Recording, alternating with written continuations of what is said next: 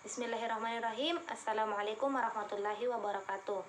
Perkenalkan, nama saya Divayanti dengan nomor induk mahasiswa 210609500005, program studi sosiologi angkatan 2021, kelas 01 atau kelas A, Fakultas Ilmu Sosial dan Hukum Universitas Negeri Makassar. Nah, adapun tujuan dari pembuatan video ini adalah sebagai pemenuhan tugas dari mata kuliah Sosiologi Gender, yaitu mereview jurnal yang berjudul Melawan Kekuasaan Laki-laki, Kajian Feminis Eksistensialis, Perempuan di Titik Nol, karya Nawail El Sadawi, yang ditulis oleh Mulyo Hadi Purnomo, yang terbit pada 4 November 2017 dengan volume 12 nomor 4 dengan halaman 316 sampai 327. Adapun kata kunci dari jurnal ini yaitu perlawanan, perempuan, kekuasaan, kesadaran, dan eksistensi. Perempuan di Titik Nol merupakan novel yang ditulis oleh Nawail El Sadawi yang terbit pertama kali dalam bahasa Arab yang berjudul Imra'a Inda Noktas El Zivir pada tahun 1975, di mana novel ini ditulis berdasarkan pengalaman perempuan yang ditemui Sadawi di penjara Konatir. Nawail El Sadawi sendiri mencoba membuka jutaan di seluruh dunia untuk melihat bagaimana nasib perempuan selama ini. Dengan penuh keberanian dan semangat yang berkuar-kuar, Sadawi menuliskan itu semua dalam karya-karya fiksinya, menunjukkan bahwa perempuan harus sadar, berani, melawan serta menolak kekuasaan laki-laki jika ingin mengubah kehidupannya menjadi lebih baik dari sebelumnya. Perempuan harus mampu bangkit dan berdiri sendiri untuk melawan kekuasaan laki-laki. Adapun beberapa subpokok pembahasan yang coba saya kulik berdasarkan dari hasil review saya tentang jurnal ini, yaitu yang pertama ada feminisme eksistensialisme. Terus adapun hasil dari diskusinya yaitu yang pertama ada feminisme eksistensialisme dalam Perempuan di Titik Nol. Kemudian yang kedua ada pengalaman masa kecil dan realitas patriarki. Kemudian yang ketiga yaitu pribadi yang tangguh. Dan yang keempat atau yang terakhir yaitu feminisme eksistensialis antara Beauvoir dan Firdaus. Baik, masuk ke pembahasan yang pertama yaitu feminisme eksistensialisme. Beauvoir mengembangkan konsep feminisme berdasarkan filsafat eksistensialisme Jean-Paul Sartre.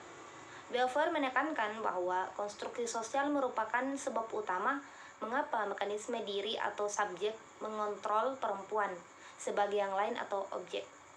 Selain itu, peran-peran stereotip perempuan, yaitu kepasifan dan kefeminiman, diterima dan diturunkan oleh perempuan kepada generasi berikutnya. Beauvoir menyarankan perempuan harus dapat menjadi arsitek bagi hidupnya sendiri. Perempuan pada dasarnya seperti laki-laki adalah subjek, bukan objek. Ia harus selalu ada bagi dirinya sendiri. Kemudian masuk ke bagian hasil diskusi. Yang pertama yaitu feminisme eksistensialisme dalam Perempuan di Titik Nol atau feminisme eksistensialisme dalam novel tentang perempuan di titik nol. Konsep-konsep Beauvoir di atas tampaknya merasuk dalam diri Sadawi. Beberapa karyanya menunjukkan persetujuannya dengan konsep feminisme eksistensialis. Salah satunya yaitu Perempuan di Titik Nol ini. Sebagaimana Beauvoir, Sadawi tidak melihat Firdaus sebagai perempuan yang tak layak dihargai karena profesinya sebagai pelacur.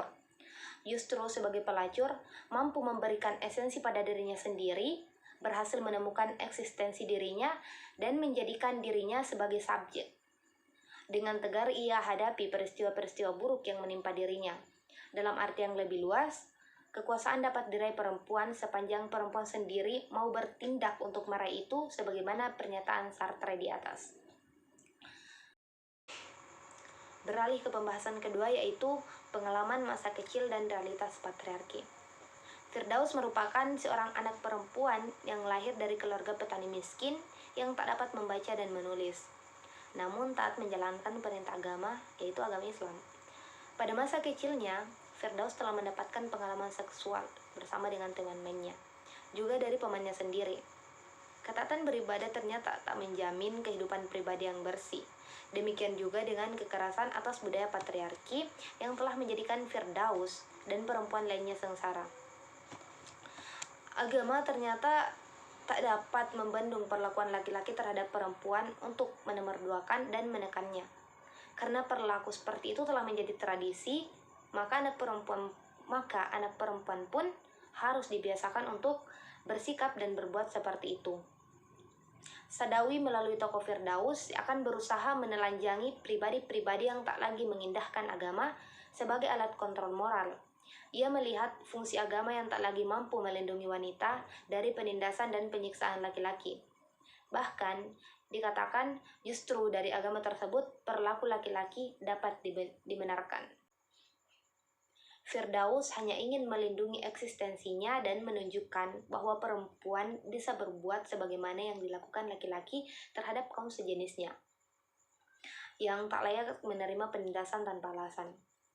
Bukan didasari oleh rasa dendam atas akibat yang Firdaus rasakan, yang menjadi pelacur. Karena dikutip dari perkataan Firdaus sendiri yang mengatakan bahwa sejak semula ayah, paman, suami saya, mereka semua mengajarkan untuk dewasa sebagai pelacur. Baik, beralih ke pembahasan yang selanjutnya, yaitu pribadi yang tangguh. Novel ini dibuka dengan tuturan pencerita yang mengatakan bahwa ini adalah kisah seorang wanita sejati. Penegasan ini setidaknya menyarankan akan cerita tentang seorang perempuan yang unggul, yaitu dia, Firdaus.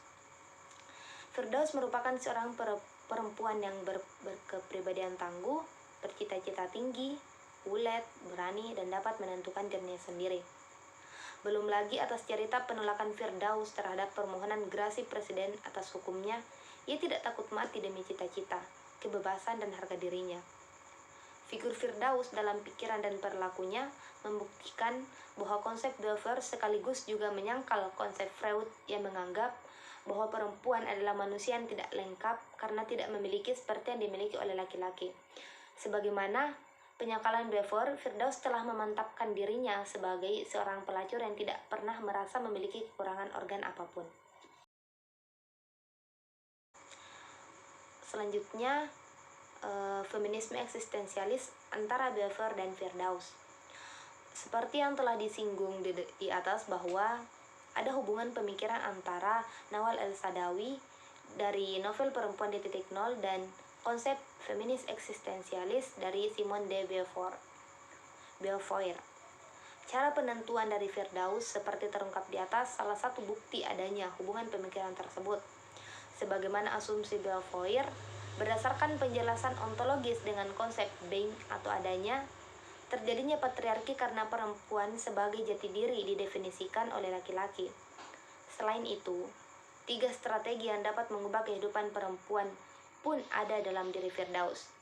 Keharusan bekerja, belajar, dan menjadi agen perubahan bagi perempuan. Kesamaan yang lain juga ditemukan dalam cara pandang terhadap profesi pelacur dan perkawinan. Sebagaimana Beauvoir, Saadawi juga memandang bahwa seorang pelacur yang sukses lebih baik daripada seorang suci yang sesat. Dan perkawinan adalah lembaga yang dibangun atas penderitaan yang paling kejam untuk kaum wanita. Jadi sebagai kesimpulan dari hasil review saya, yaitu yang dimana apa yang dipikirkan oleh Beauvoir telah teraktualisasikan oleh Saadawi melalui tokoh Firdaus. Konsep-konsep feminisme eksistensialis benar-benar merasuk dalam diri Saadawi melalui tokoh Firdaus. Jadi, novel Perempuan di Titik Nol merupakan wujud novel yang mencampurkan antara realitas faktual dan realitas ideal. Realitas faktual yang dimaksud adalah kehidupan Firdaus di penjara Konatir, sedang realitas ideal adalah konsep-konsep Simone de Beauvoir tentang feminisme eksistensial. Realitas nyata dimanfaatkan untuk menarik perhatian perempuan lain untuk lebih terdorong menegakkan eksistensinya yang terebut oleh budaya patriarki. Sedang realitas ideal disisipkan untuk memberikan alternatif atau cara kepada perempuan dan menyadarkan masyarakat menuju perjuangan dan penghargaan perempuan. Ya baik, sekian dari saya. Itulah presentasi dari hasil review saya terkait jurnal dengan judul Kekuasaan Melawan Laki-laki, Feminisme Eksistensialis, Perempuan di Titik Nol, karya Nawal El Sadawi. Kurang lebihnya mohon dimaafkan. Wassalamualaikum warahmatullahi wabarakatuh.